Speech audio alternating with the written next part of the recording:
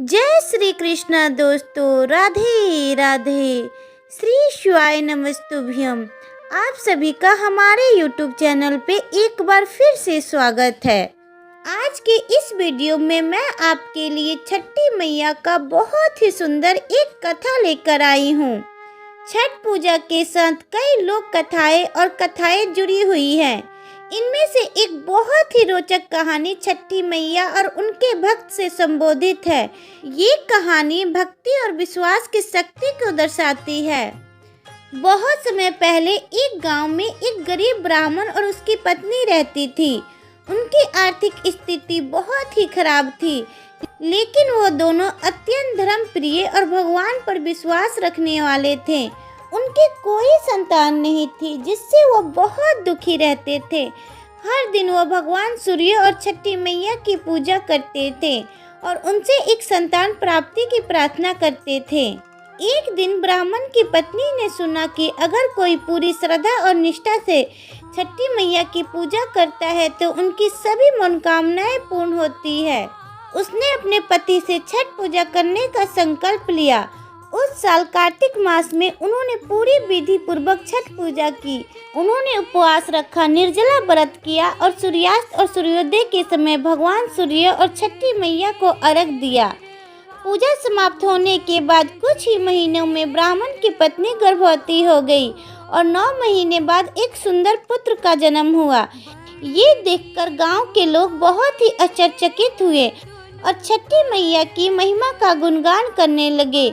ब्राह्मण और उसकी पत्नी ने छठ मैया का आभार प्रकट किया और उनको धन्यवाद किया। उन्होंने वादा किया कि वह हर साल छठ पूजा विधि पूर्वक से करते रहेंगे।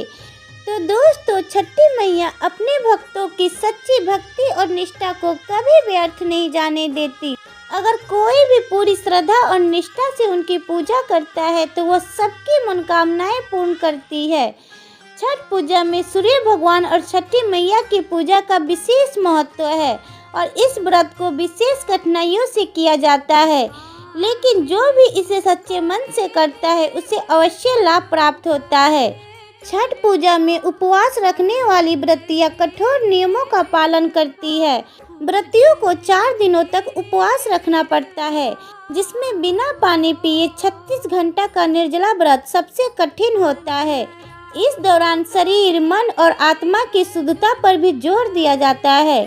छठ पूजा की एक खास बात यह है कि इसे किसी मंदिर में नहीं बल्कि नदियों, तालाब या अन्य जल स्रोतों के किनारे किया जाता है।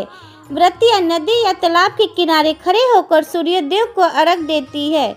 यह प्रकृति से जुड़ा और जल के महत्व को दर्शाता है। छठ पूजा में सूर्यास्त और सूर्योदय होने की पूजा की जाती है, जो इसे अन्य त्योहारों से अलग बनाती है। पहले दिन डूबते सूर्य को अर्घ दिया जाता है और दूसरे दिन उगते सूर्य को। यह जीवन में दोनों पक्ष, सुख और दुखों को स्वीकार करने का प्रतीक है। छठ पूजा में सभी जाति, धर्म और वर्ग के लोग मिलकर भाग लेते हैं। यह एक ऐसा पर्व है जो समाज में एकता को बढ़ावा देता है। लोग एक साथ घाटों पर इकट्ठा होते हैं, पूजा करते हैं और एक दूसरे के साथ उत्सव मनाते हैं। छठ पूजा में विशेष रूप से ठेकुआ, चावल के लड्डू, फल और गुड़ों से बना पकवान का प्रसाद चढ़ाया जाता है। यह प्रसाद पूरी तरह से घर पर बनाया जाता है और इसे पूरी पवित्रता से तैयार किया जाता है। छठ पूजा अपनी पवित्रता और कठोर अनुशासन के कारण न केवल बिहार बल्कि पूरे भारत में प्रसिद्ध है। तो दोस्तों, अगर आपको ये जानकारी अच्छी लगी तो प्लीज़ वीडियो को लाइक कीजिए और इस सनातन चैनल को सब्सक्राइब कीजिए और कमेंट में लिखिए जय छठी मैया की।